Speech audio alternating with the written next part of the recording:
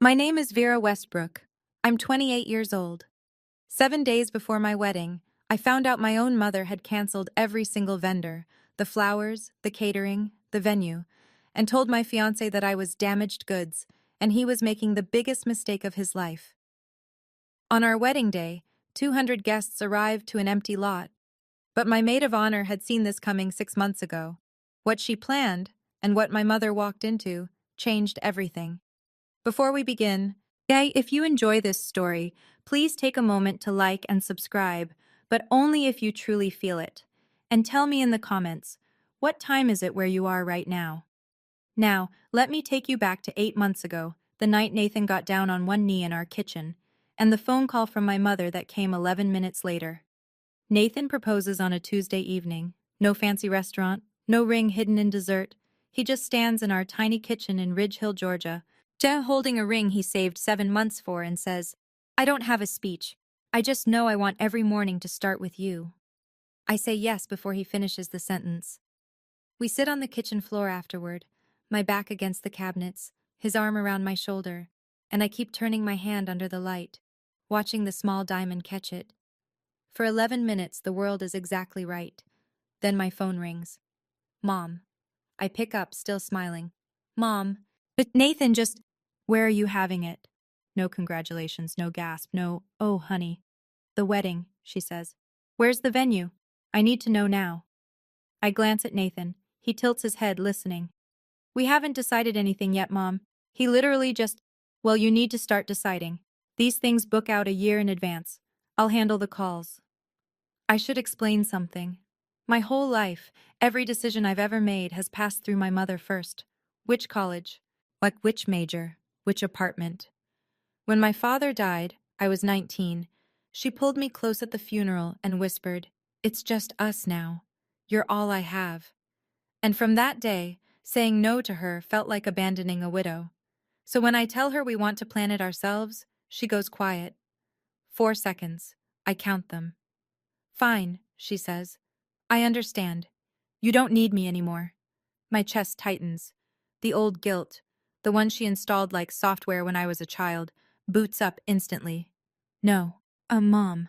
Of course I need you. I want you to help. I hear her exhale, satisfied. Nathan watches me from across the kitchen. He doesn't say anything, but his jaw shifts, just slightly, the way it does when he's holding something back. I didn't know it then, but that phone call was the first move in a game my mother had been waiting to play. 3 months after the engagement, my mother has taken over everything. It happens gradually, the way water rises in a basement. By the time you notice, now it's already at your ankles. First, she offers to make a few calls to vendors because I'm busy teaching 3rd grade. Then she starts showing up to tastings without telling me. Then she changes my contact info on the florist's account to her own number. I wanted wildflowers, sunflowers, lavender, baby's breath, loose and messy and alive. My mother orders white roses. For elegance, she says. You'll thank me.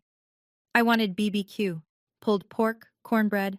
Can't serve barbecue at a wedding. Vera can't serve barbecue at a wedding, Vera. People will talk. I wanted the seating chart to put Nathan's family up front. She rearranges it so her friends fill the first 4 rows. When I push back, gently, the only way I know how, she cries. Right there in our living room, dabbing her eyes with a tissue she already had in her hand. I'm just trying to make this beautiful for you. Your father would have wanted it this way. And I fold. Every time. Nathan starts spending longer hours in his workshop. He doesn't complain. But I catch him standing at his workbench sometimes, not building anything, just staring at the wall. One evening, Rachel, my maid of honor, my best friend since 8th grade, comes over for the first rehearsal dinner planning. She watches my mother rearrange the centerpiece samples I'd chosen, but replacing everyone.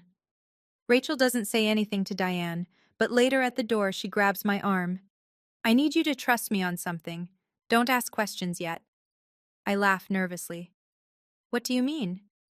She just squeezes my hand and leaves. I didn't understand. Not then. 2 months before the wedding, my mother invites Nathan to lunch. Just the 2 of them. She says it's to talk family things. I think it's a good sign. But Nathan comes home that afternoon and sits down across from me at the kitchen table.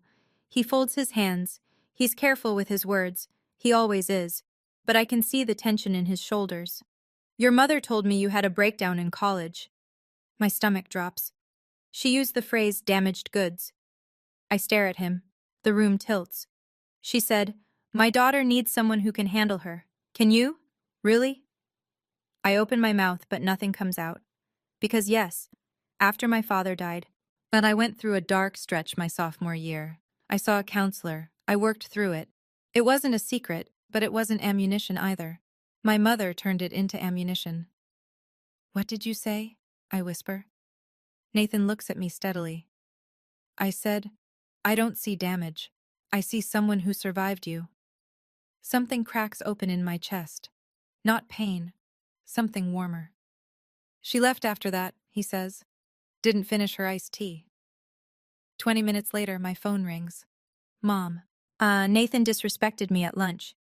Mom, he's isolating you from your family, Vera. That's what men like him do. Carpenters. Blue collar. No ambition. He builds furniture with his hands, Mom. Your father was an accountant. Dad is gone. Silence. Then very quietly, "Don't you dare throw that at me." She hangs up. I sit in the kitchen holding my phone, caught between two versions of the truth. My mother's, where she's protecting me, and the real one, where she's trying to make sure I never leave. I didn't know it yet, but this was only the first step in her plan. The rumors start small.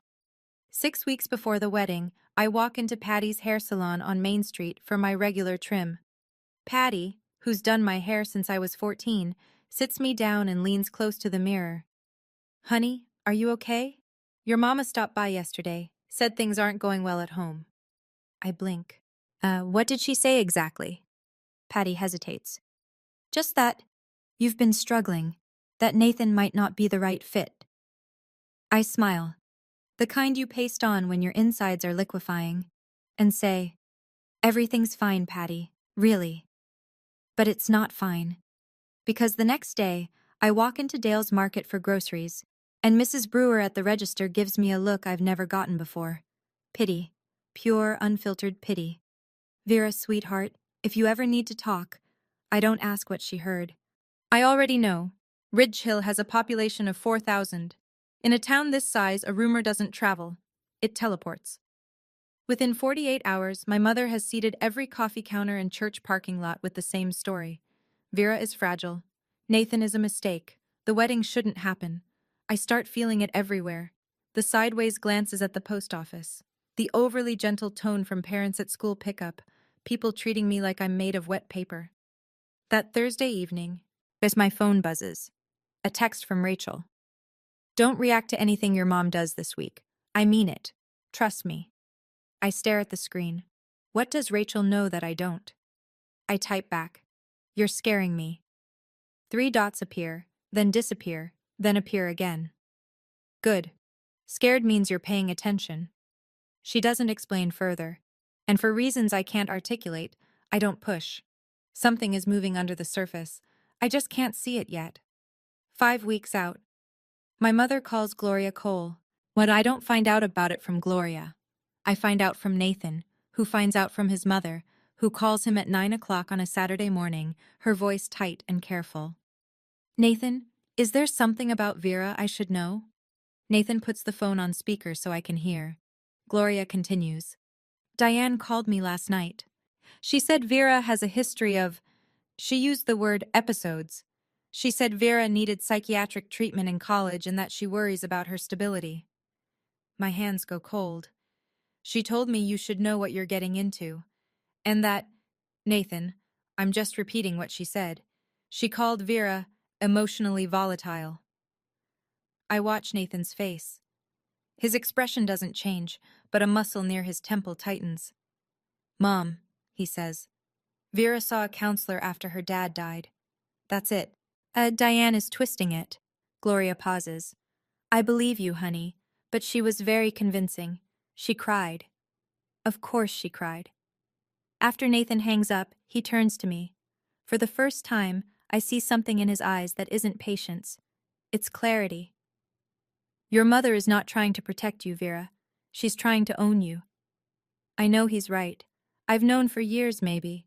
But hearing it out loud, in our kitchen, on a Saturday morning, with sunlight on the floor, it sounds different. And it sounds true. Don't fight with your mom over this, I tell him. That's exactly what she wants. He nods, but his jaw is set. That night, lying in bed, I realize something. My mother isn't just trying to stop a wedding. She's trying to dismantle every relationship I have, one phone call at a time. And she's running out of people to call. Here's what nobody tells you about weddings. The money disappears before the first dance starts. Nathan and I have saved for 3 years. And $18,000, pulled from teacher paychecks and early carpentry commissions, skipped vacations, a used car instead of a new one. Every dollar earmarked. Florist, $2,200. Caterer, $4,800. Venue deposit, $3,500. DJ, photographer, rentals, cake. The rest fills in fast. Most of those vendors have a 30-day cancellation policy. We're now inside that window. If the wedding doesn't happen, we lose almost everything. And I sit at the kitchen table one evening with our budget spreadsheet open on my laptop. Nathan's across from me, sanding a chair leg by hand because the noise of the power sander bothers our neighbor's dog. If we had to walk away right now, I say, how much do we lose? He doesn't look up. Most of it. We can't afford to lose most of it. I know. $18,000. 3 years of packing lunch instead of buying it. 3 years of Nathan working weekends. That money was supposed to be our start. A down payment fund, a safety net, a future. And right now it's sitting in contracts controlled by a woman who thinks my happiness is a threat to hers. I close the laptop. I press my palms against my eyes. If I don't do something, I say, more to myself than to Nathan, I lose the money. I lose face in front of 200 people. I lose your mother's trust. I lower my hands. And I lose myself. Nathan puts down the sandpaper. You won't lose me. I know. Then we figure it out. I nod. But sitting there, in the quiet of our kitchen, I think, this is the bottom. This is as bad as it gets. I was wrong. 7 days before the wedding. A Monday. I'm grading papers at my desk during lunch when I decide to call the florist. Just a quick confirmation. Routine. The phone rings twice. Magnolia Florals, this is Dawn. Hi Dawn, it's Vera Westbrook, just checking in on our order for Saturday. A pause. Too long. Ma'am, that order was canceled 3 days ago. The pencil in my hand stops moving. Excuse me? Your mother called. She said the wedding was off. I hang up. My fingers are shaking, but I dial the caterer. Miss Westbrook, yes, we received the cancellation Thursday. Your mother said... I hang up again. I call the venue. I'm sorry, Ms. Westbrook. Mrs. Diane Westbrook called and canceled the reservation. She said the family had decided... I don't let her finish. I sit at my desk, staring at my phone, and I feel the ground beneath me dissolve. Not crack. Dissolve. Like sand under a wave. I call my mother. She picks up on the first ring, as if she's been waiting. Mom, you canceled my wedding. I canceled a mistake. That was not your decision. Everything about you is my decision, Vera. I grip the edge of my desk. I raised you, she says, her voice flat and even. I fed you. I buried your father alone. This wedding? Yo, it's mine to give or take. Something shifts inside me. Not anger, not yet. Something colder. Something that has been sleeping for 28 years and just opened its eyes. No, I say. It isn't. I hang up. My hands are still shaking, but my voice was steady. And that surprises me more than anything my mother just said. The room is very quiet. 22 third graders are at recess, and I'm sitting alone with the wreckage. I don't remember driving home, and I remember the kitchen floor, the cold of the tile through my dress, the way the afternoon light made a rectangle on the wall that moved so slowly it felt like time had thickened. I'm not crying. That's the strange part. I'm just sitting there, my back against the dishwasher, my bag still on my shoulder, staring at nothing. Nathan finds me like that when he comes in from the workshop, sawdust on his forearms. He looks at me and doesn't ask what happened. Yet he just sits down next to me on the floor, close enough that our shoulders touch. 10 minutes pass, maybe 15. The refrigerator hums. She canceled everything, I say finally. Every vendor, all of them. He doesn't flinch. When? 3 days ago, behind my back. His hand finds mine. His palm is rough and warm. She told me this morning it was hers to give or take, I say. The wedding, our wedding, she said it belongs to her. Nathan is quiet for a moment. Yes then, we'll figure this out. 7 days, Nathan. No florist, no caterer, no venue, no money for replacements. I know. My mother wants me to fail. The sentence sits in the room like a living thing. The first time I've ever said it out loud. Nathan pulls out his phone. I'm calling Rachel. He dials. Rachel picks up. Nathan gives her the short version. Vendors canceled. Diane responsible. 7 days. Rachel listens. I can hear the silence on her end. Not the silence of shock. Hook call. Nathan and I look at each other, call. Nathan and I look at each other. Don't call any vendor, Rachel says. Don't call your mother. I need 48 hours. That same night, after I've fallen into something that isn't quite sleep on the couch, Nathan's phone rings. He's in the kitchen. I hear him answer, hear his voice drop low. I don't move. Later, much later, he tells me what happened. As my mother called him at 10:47 p.m. She had a breakdown in college. Did she tell you the full story? Nathan says nothing. She couldn't get out of bed for 3 weeks.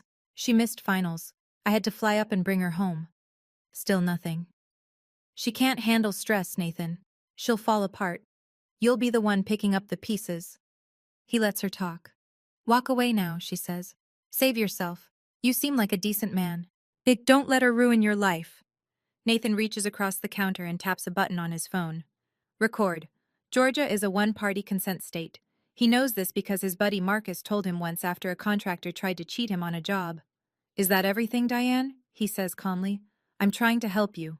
Noted. He hangs up. He saves the file. He doesn't tell me that night.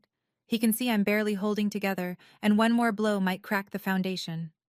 The next morning, he drives to Rachel's apartment before work. He hands her his phone, the recording queued up. Rachel listens. Her face doesn't change. When it ends, she looks at Nathan and says, This is exactly what I needed. Nathan asks, What are you planning, Rachel? She taps the phone against her palm. Insurance. He waits. The kind your mother-in-law can't cancel. She doesn't elaborate. And Nathan, because he's Nathan, trusts her the same way I do, completely. And Rachel told me to wait 48 hours. Those were the longest 48 hours of my life. But I didn't know yet that she had been preparing for this moment for 6 months. 5 days before the wedding. Rachel shows up at our door carrying a manila folder thick enough to prop open a window. She sits at our kitchen table, the same table where Nathan proposed, where I learned about the cancellations, where every turning point of this year has happened, and opens the folder. I need to tell you something, she says, and I need you to let me finish before you react. I nod. The day your mom volunteered to handle the wedding, 6 months ago, I started making backup plans. I stare at her. 6 months? Do you remember your college graduation? I do. My mother arrived 40 minutes late, started an argument with my roommate's parents over parking, and spent the reception telling everyone that my education degree was a waste, and I should have gone into business. I cried in the bathroom. Rachel held my hair back. I made a promise to myself that day, Rachel says. She would never ruin another milestone for you. She pulls out a printed contract. Elmwood Garden Estate, a private garden property 12 minutes from downtown Ridge Hill, owned by a woman named June Whitfield, a friend of Rachel's from event planning. There the contract is signed, Rachel's name, dated 6 months ago, a $2,000 deposit, Rachel's own money. You spent your own money? My voice cracks. You'd do the same for me. I look at the date on the contract, 6 months. She started this the same week my mother took over the vendor calls. Rachel saw it coming before I did, before anyone did. Nathan leans against the counter, arms crossed. He's staring at Rachel like she just walked through a wall. I didn't do this because I hate your mother, Rachel says. I did this because I love you. I don't have words. I just have tears. And for the first time in months, they're not the sad kind. Rachel flips through the folder like a general briefing a war room. Florist, Sandy's Blooms, out of Cartersville. Wildflowers, sunflowers, lavender. She looks at me. Exactly what you originally wanted. I press my hand over my mouth. Caterer. Big Jim's Smokehouse. Pulled pork, cornbread, brisket, sweet tea in mason jars. Nathan lets out a short laugh, the first one I've heard from him in weeks. DJ is my friend Marcus, photographer, my coworker Lena. She shoots weddings on the side. Total backup cost, 6,500. I've covered it. You pay me back whenever. I shake my head. Rachel, that's not negotiable. She moves on. Guest list. I pulled the original list you shared with me when you first got engaged, before your mother took over communications. At 200 names, phone numbers, emails. I have a separate contact database for every single one. She explains the plan. The morning of the wedding, she'll send a mass text and make personal calls to the 15 most important guests. Nathan's family, my Uncle Tom, closest friends. The message? Venue has been upgraded, new address, arrive by 3 p.m. She'll frame it as a surprise. And my mother? I ask. Rachel meets my eyes. She gets the original address. Only the original address. The room goes quiet. I also called someone else, Rachel says, her voice careful now. Maggie Coulter, WRDG-TV. The news? Local interest piece. Best friend saves wedding, a community love story. Maggie doesn't know the details about your mom. She just knows it's a feel-good segment. I hesitate. A camera crew feels like a step I can't take back. Rachel reads my face. You don't have to decide now. But Vera, your mother put this on Facebook. She made it public first. This is just the truth catching up. Part of me feels guilty. The other part, the part my mother had been silencing for 28 years, feels something I haven't felt in a long time. Relief. I don't sleep that night. I lie in bed, Nathan breathing slow and steady beside me, and I run the film of my life backward. Every birthday my mother made about herself, the year she announced her hip surgery at my sweet 16. Every achievement she diminished. Teaching is nice, but it's not a career. Every boyfriend she drove away before Nathan, calling each one not good enough until I believed I was the problem. And my father. The last thing he ever said to me, 3 days before the heart attack, standing at the kitchen sink in the house I grew up in. Don't let anyone shrink you, Vera, not even me. I didn't understand then. I think I do now. At 6 a.m., I call Rachel. Let's do it. You're sure? I'm sure. Good. I'll activate everything today. I hang up and make one more call. Uncle Tom, my father's younger brother. Retired Army, manages a warehouse in the next town over. He's been in my life since birth, but keeps his distance from my mother's orbit. Smart man. Uncle Tom, I need to ask you something. Shoot. Will you walk me down the aisle? The line goes quiet. I hear him clear his throat. When he speaks, his voice is rough. Your daddy would be so proud, Vera. I press the phone to my chest after we hang up. I sit on the edge of the bed and breathe. Here is what I do not do. I do not call my mother. I do not explain. I do not beg. I do not negotiate. For the first time in 28 years, I choose silence. Not the silence of submission. The silence of someone who has finally decided. 4 days until the wedding, and my mother still thinks she's won. I've thought about it a lot since then. Why my mother did what she did. Was it hate? Was it fear? Was it something broken inside her that couldn't stand to see me whole? I still don't have a perfect answer, but I'm curious. If you found out your own mother had canceled your entire wedding, what would you do? Would you confront her? Would you go silent like I did? Would you do something else entirely? Tell me in the comments. I'd really like to know. And now, back to 4 days before the wedding. 4 days before the wedding, a Thursday. I'm standing in the hallway outside my classroom at Ridge Hill Elementary, refilling my water bottle at the fountain, when I hear her voice. Not on the phone this time. In person. In my building. I'm here to check on my daughter. I look up. My mother is standing at the end of the hallway, speaking to the front desk volunteer loud enough for every open classroom door to hear. She's been unstable. I'm worried she'll have another episode. Mrs. Patterson, the 5th grade teacher, steps into her doorway. Mr. Gaines, the custodian, freezes mid-sweep. 2 parents waiting for a pickup conference turn to stare. My face goes white. I can feel it drain.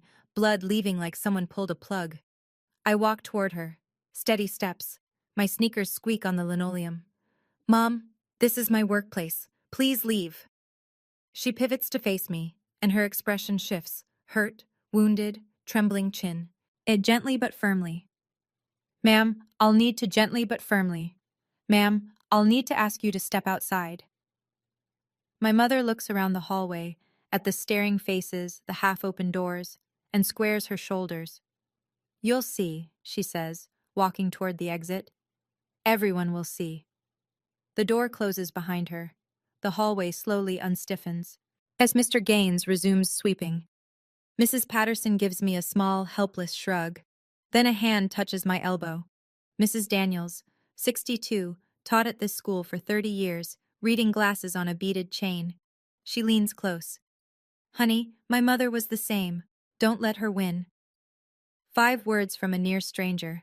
And they hold me up for the rest of the day. 2 days before the wedding, or a rehearsal dinner at Gloria Cole's house, a cozy ranch-style home with a wraparound porch and string lights Nathan hung last summer. About 30 people, Nathan's family, a few close friends, Rachel, Uncle Tom, fried chicken, potato salad, Gloria's famous sweet potato pie. The mood is warm, nervous, hopeful. My mother was not invited. She comes anyway. I hear her car door at 7:15 p.m. She walks up the porch steps carrying a bottle of wine and a smile that doesn't reach her eyes. Gloria opens the door, startled. Diane, we weren't expecting. I'm the mother of the bride. She steps inside. The living room goes quiet. Nathan's cousin Danny sets down his fork. Uncle Tom straightens in his chair by the window. My mother pours herself a glass of wine, her own bottle, and raises it. I'd like to make a toast. Nobody stops her. That's how she operates. She counts on politeness. I just hope Nathan knows what he's signing up for. A murmur. This marriage lasts longer than her, this marriage lasts longer than her attention span. The room is a held breath. Gloria stands. Her voice is iron-wrapped in velvet. Diane, that's enough. My mother takes a sip, sets the glass down, looks around the room at 30 faces staring back at her. I said what I said. She walks out. The screen door slaps shut behind her. Silence. Then Nathan's hand finds mine under the table. He squeezes. I squeeze back. Gloria crosses the room and bends down next to my chair. Her eyes are wet. She whispers, I'm sorry I ever doubted you. And then, quieter, you are welcome in this family, Vera. Always. One day before the wedding, Friday evening, I'm folding napkins at Rachel's apartment. She insisted I stay the night so Diane can't reach me, when my phone buzzes. A screenshot from my coworker Jenny. As it's a Facebook post, my mother's account. Please pray for my daughter. She's rushing into a marriage against medical advice. I've done everything I can. A mother's heart is broken. Against medical advice. I read it 3 times. Each time the words rearranged themselves into something uglier. There is no medical advice. There is no doctor who said don't get married. My mother invented a medical crisis and posted it to 800 people in a town where everyone knows everyone's middle name. My hands are shaking. Rachel looks over, reads the screenshot, and her expression doesn't change. She's past shock. She's in operational mode.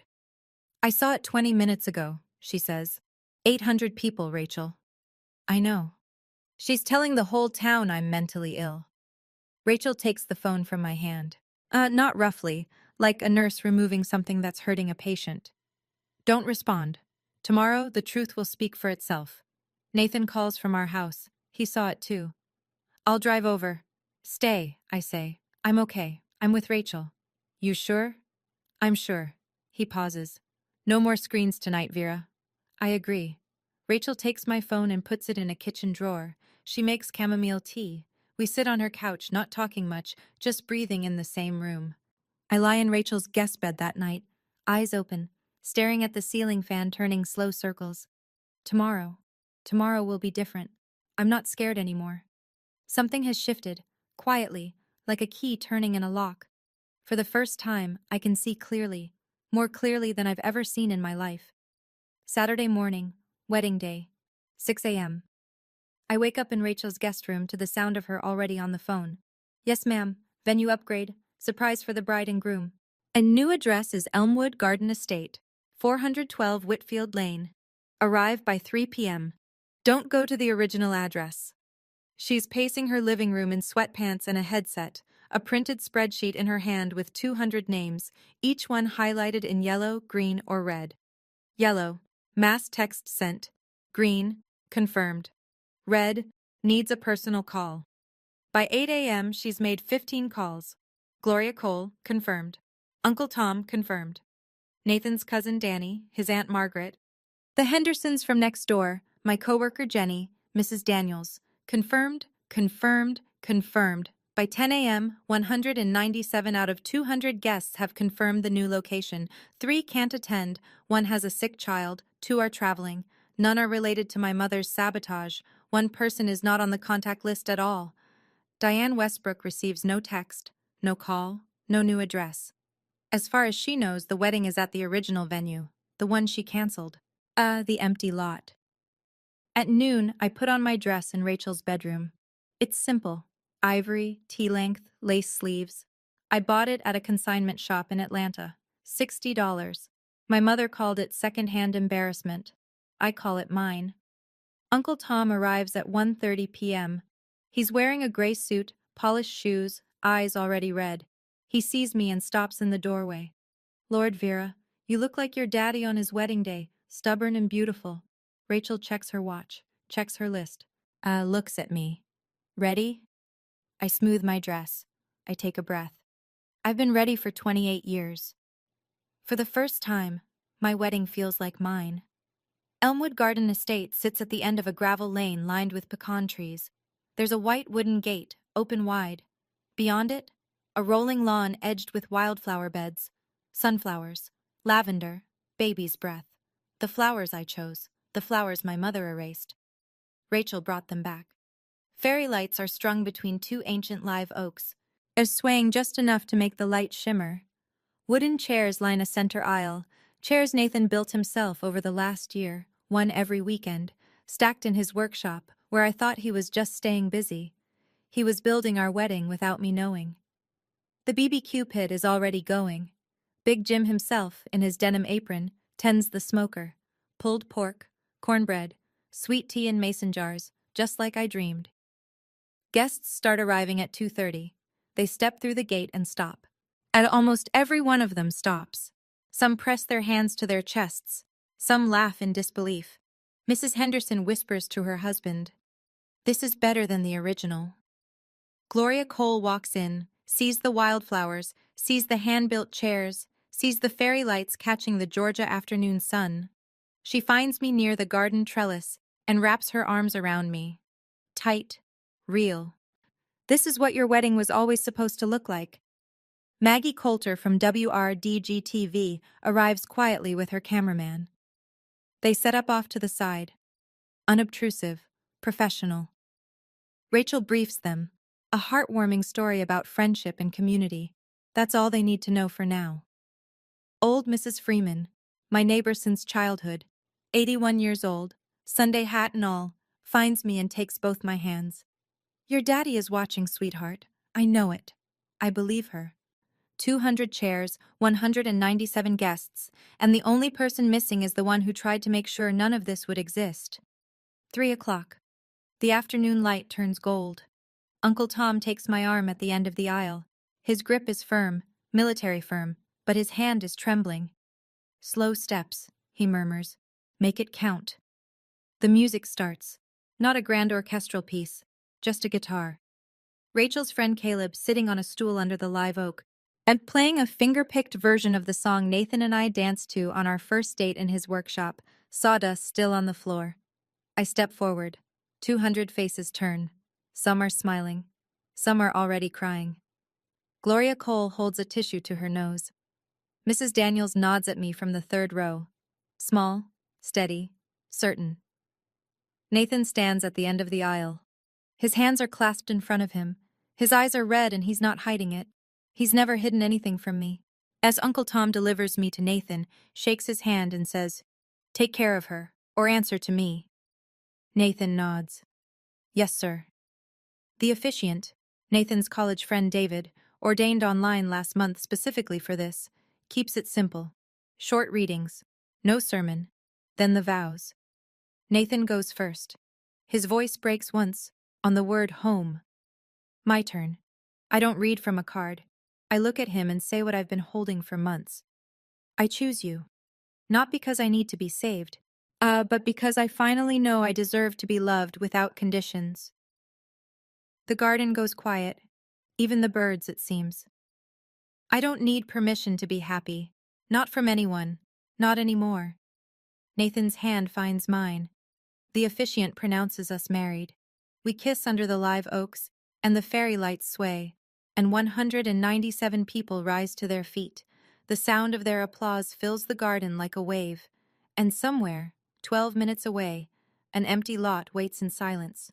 And 3:15 p.m., 12 minutes away. I learn the details later, pieced together from Uncle Tom, from the security guard, from Maggie Coulter's footage. My mother drives to the original venue at 3:15. She parks her silver sedan, the one she always keeps spotless because appearances matter, and steps out in a navy blue dress and pearl earrings. She's not dressed for grief. She's dressed for victory. She walks toward the lot. It's empty. No tent, no chairs, no flowers, no caterer. Cancelled vendors, the empty venue. Her cancelled vendors, the empty venue. Her daughter's dream, erased. In her mind, the story ends here, with Vera humiliated, crawling back, needing Mama again. Then she looks around. No cars, no guests arriving, no confused relatives milling about, no one weeping on their phone, no one at all. The smile fades. And she pulls out her phone and calls me. It rings 5 times and goes to voicemail. She calls Rachel, voicemail. She calls Gloria Cole, voicemail. She scrolls through her contacts and calls Nathan's cousin Danny, voicemail. Mrs. Henderson, voicemail. Jenny from my school, voicemail. 7 calls, 8, 9, not a single answer. She stands in the middle of that empty lot, phone pressed to her ear, turning in a slow circle. The sun is hot, the cicadas are loud, and she is completely, utterly alone. I try to imagine what that moment felt like for her, the exact second she understood, the second the smile dropped and the realization landed like a stone in still water. She came to watch me break. Instead, she stood in an empty field, calling number after number, and no one answered. Someone answers eventually. A distant cousin of Nathan's, Bev, 74, hard of hearing, probably didn't understand the "Don't tell Diane" memo. She picks up on the 6th ring. Oh, Diane, didn't you get the message? Wedding's at Elmwood Garden now. Pretty place out on Whitfield Lane. My mother hangs up without saying goodbye. 25 minutes later, she must have broken every speed limit in Ridge Hill. Her silver sedan crunches up the gravel lane at Elmwood Garden Estate. She sees the white gate, the fairy lights through the trees. She hears the music, the laughter, the clinking of glasses, and the smoky sweetness of barbecue drifting through the Georgia air. And she parks. She walks to the gate. Her heels sink slightly into the gravel. A man is standing at the entrance. Kyle, Rachel's friend, 6'2", calm-faced, holding a clipboard. He's been briefed. Good afternoon, ma'am. May I see your invitation? My mother straightens. I'm the mother of the bride. Kyle looks down at his list. He scans it carefully, top to bottom. He looks up. I'm sorry, ma'am. Your name isn't on the guest list. My mother stares at him. Her mouth opens, and then closes. There must be a mistake. No mistake, ma'am. I've checked twice. Through the gate, she can see the chairs, the wildflowers, the mason jars, the guests laughing. She can see the back of my dress. She can see Nathan's arm around my waist. Everything she tried to destroy is right there, alive and whole and glowing. And there is a gate between her and it, and a man with a clipboard, and her name, nowhere on the list. I understand this is difficult, Kyle says gently, but I can only allow listed guests. For the first time in her life, my mother is on the outside of a door she can't open. And the key is not in her hands. She doesn't leave quietly. I piece this together from Maggie Coulter's footage, which I watch only once, 2 weeks later, and never again. My mother's voice rises, first measured, then sharp, then raw. This is my daughter's wedding. I am her mother. Kyle doesn't move. He keeps his hands clasped in front of him, and his expression neutral.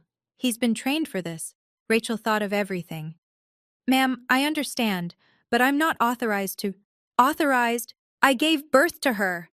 Several guests near the gate turn their heads. Nathan's Aunt Margaret whispers something to the person next to her. Mrs. Henderson shakes her head slowly. My mother sees the faces looking at her, not with sympathy, not with confusion, with recognition. They know what she did. But Rachel's venue change message was clear.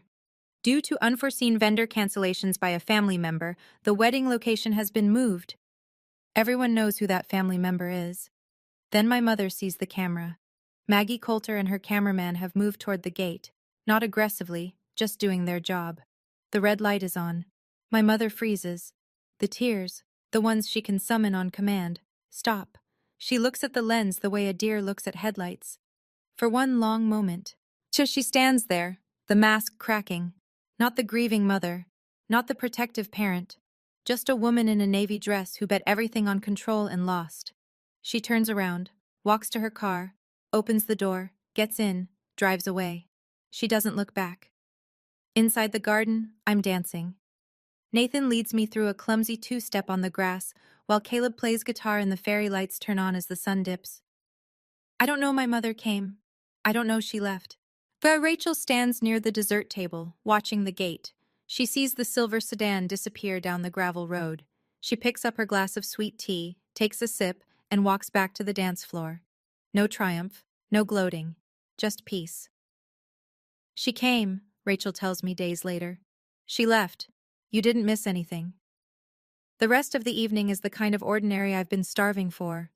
Paper plates loaded with pulled pork, sweet tea refilled 3 times, Nathan's 7-year-old nephew, Thumb Brady, chasing fireflies across the lawn while his grandmother yells at him to watch the flower beds. We cut the cake, 2 tiers, buttercream frosting, a small cluster of wildflowers on top. I made the topper myself, 2 tiny wooden figures Nathan carved last month. He thought I didn't notice the wood shavings on his workbench. I noticed. Gloria stands up to speak. She's not a woman who enjoys public attention, so when she clears her throat and the garden goes quiet, it means something. I'm not a speech person, she says, but I want to say this. Welcome to the family, Vera, for real this time. A few people laugh, a few people cry. I do both. Uncle Tom goes next. He holds his glass steady, but his voice wavers. My brother always said Vera would find her way. He pauses, swallows. He was right. The applause is gentle, not a roar, just a warm, even sound like rain on a porch roof. So I sit at the long wooden table, one Nathan built for a client last year but decided to keep. And I look around. 200 people eating barbecue in a garden full of wildflowers under fairy lights in a small Georgia town. Nobody is performing. Nobody is managing appearances. Nobody is watching to see if I'll crack. For the first time in my life, a celebration isn't being held hostage.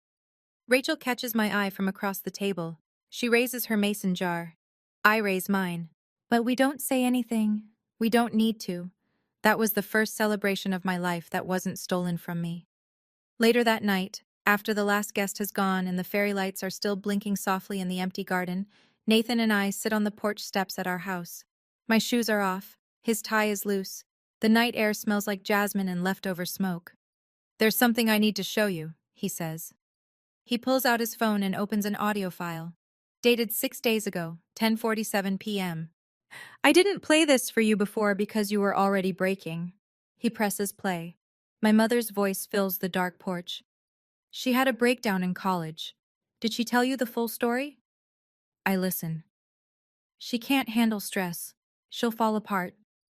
I keep listening. Walk away now. Save yourself. The recording ends. The cicadas take over. I sit with it. My mother's voice. The one that sang me to sleep. The one that read me stories. The one that told me I was too fragile. Too broken. Too damaged for anyone to love. Hanging in the warm night air. I'm not damaged, I say. I never was. Nathan doesn't argue. He just waits. I want to send this to Maggie Coulter. He looks at me. Are you sure? My mother put it on Facebook first. She told 800 people I was mentally ill. She told the whole town my marriage was a mistake. I fold my hands. I'm not putting her on blast. Oh, I'm just letting people hear her real voice. Okay. And the vendor cancellations, the emails, the voicemails where she pretended to be me, Rachel has all of those. Nathan nods. This isn't revenge, I say, as much to myself as to him. This is just the truth, without her editing it. He puts his arm around me. The porch light flickers. Somewhere down the road, a dog barks twice and stops. I'm not doing this to hurt her. I'm doing this so she can never rewrite the story. The next morning, Sunday, I sit at the kitchen table with a blank sheet of paper and a pen. Not an email, not a text, a letter. Handwritten. Because some things should cost effort. I write 3 drafts before I get it right. The first is too angry. The second is too kind. The third is honest. Mom, I love you. I need you to know that first, because the rest of this letter will be hard to read. You canceled my wedding. You told my fiancé I was damaged goods. You told the town I was mentally ill. You told his mother I was unstable. You came to my workplace and implied I was having a breakdown in front of my colleagues. You posted on Facebook that I was marrying against medical advice. That was a lie. I don't hate you for any of this, but I can't pretend it didn't happen. I think you're afraid. I think you've been afraid since Dad died.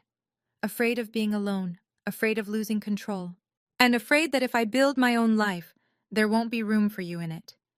There is room. There will always be room. But not like this. I need distance. I don't know for how long. When you're ready to talk, really talk, without guilt, without tears used as weapons, without trying to control the conversation, I'll be here. But the door opens from my side now. Not yours. I love you, Mom. But love without boundaries isn't love. It's captivity. Vera. I fold the letter. I put it in an envelope.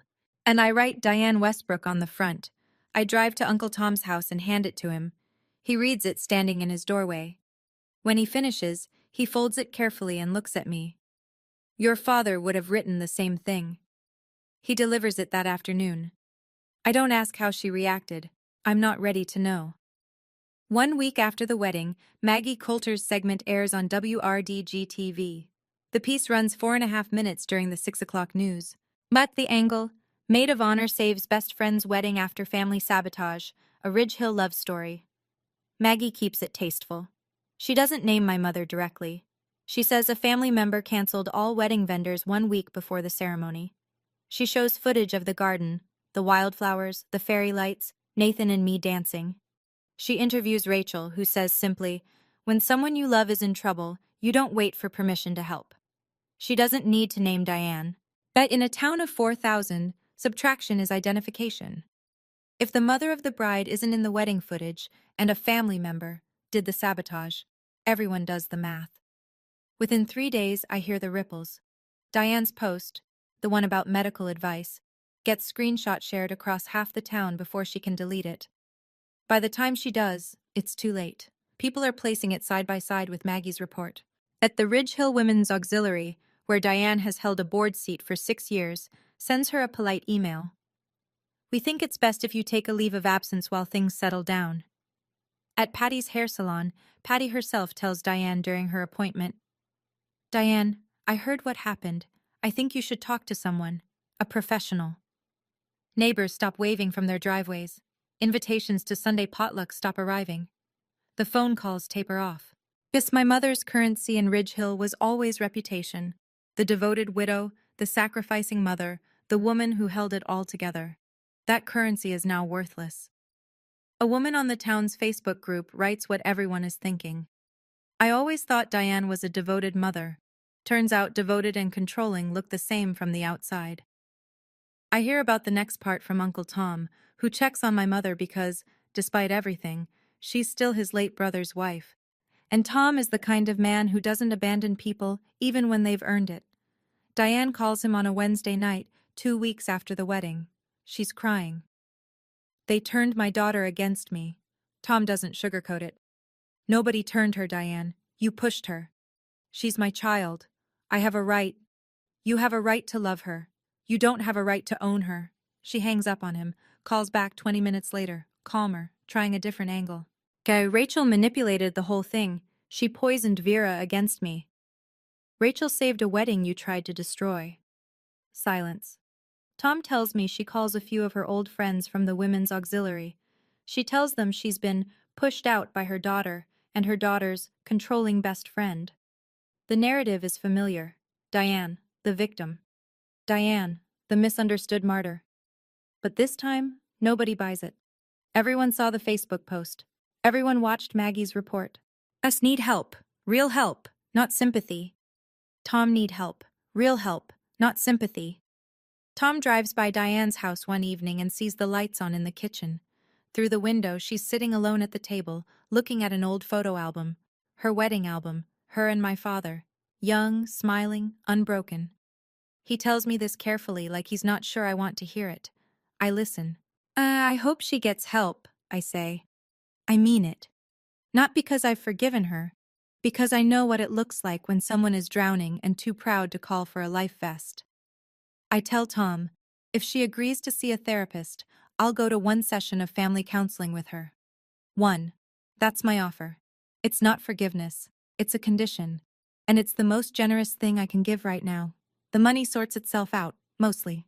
But Nathan and I contact the original vendors, the ones my mother canceled by impersonating me. We bring the receipts. The emails where Diane signed as Vera Westbrook. The voicemails where she used my name.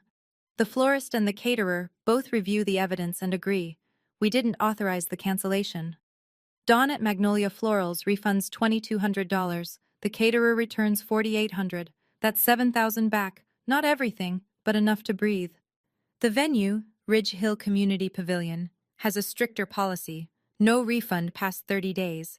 But the manager, after hearing the story and seeing the voicemails, offers a credit toward a future event. Nathan says we'll use it for a first anniversary party. I laugh for the first time in a while. We pay Rachel back the $6,500 within 2 months. She resists. Consider it a wedding gift, she says. I wire it anyway. Some debts aren't about money. They're about respect. Something unexpected comes from the wedding itself. 3 guests who saw the hand-built chairs and tables Nathan made for the reception reach out to him the following week. Custom furniture orders. A dining set for the Hendersons, a rocking chair for old Mrs. Freeman, a bookshelf for Maggie Coulter's producer. Nathan's workshop, which had been struggling for steady clients, suddenly has a 3-month waitlist. I don't file charges against my mother. I don't sue for damages. And I consider it, briefly, but I'm a 28-year-old teacher in a small town, and she's my mother. The legal system isn't built for this kind of wound. But I keep everything, every voicemail, every email, every screenshot, filed neatly in a folder Rachel labeled, just in case. We didn't get rich. We didn't get even. We just got free. 3 months later. Our house is small. 2 bedrooms, 1 bathroom, a porch that needs repainting. Nathan says he'll get to it in spring. And I believe him because the man finishes everything he starts. I go back to teaching. The 3rd graders don't know anything about what happened, and that's exactly how I want it. They care about multiplication tables and who gets to feed the class hamster. It's the most grounding thing in my life. Mrs. Daniels, the teacher who whispered, "Don't let her win" in the hallway that day, starts leaving a cupcake on my desk every Friday. She never mentions why. I never ask. Gloria Cole and I have dinner together every other Sunday. She's teaching me to make peach cobbler, the Cole family recipe, handwritten on an index card so old the ink is fading. Last Sunday, she handed me the original card. "It's yours now," she said. "Family recipe goes to family." I taped it inside our kitchen cabinet, next to a photo of Nathan and me at Elmwood. I haven't spoken to my mother directly. Uncle Tom is the bridge. He tells me she started seeing a therapist. Went twice. Quit. I went back. Quit again. Then went back a 3rd time. "She's trying," Tom says on the phone one evening. Slowly. Slowly is fine, I tell him. I'm not going anywhere. I mean it. The door I described in my letter, the one that opens from my side, is still there. I check on it sometimes, in my mind, the way you check on a plant you're not sure will survive the winter. I don't need my mother to be perfect. I just need her to stop pretending I'm broken. That's the minimum. And for the first time, I'm not afraid to hold it. I want to say something to you directly, not as a character in a story. As me. Vera. I didn't tell you all of this so you'd hate my mother. She's a woman in pain. She lost her husband too young, and she never learned the difference between holding on and holding hostage. Her fear is real. Her grief is real.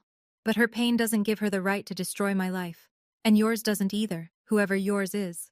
If you have someone in your life, a mother, a father, a sibling, a partner, who uses love like a leash, who makes you feel guilty for being whole, who punishes you for growing, I want you to hear me. You are not ungrateful for wanting air. You are not selfish for saying no.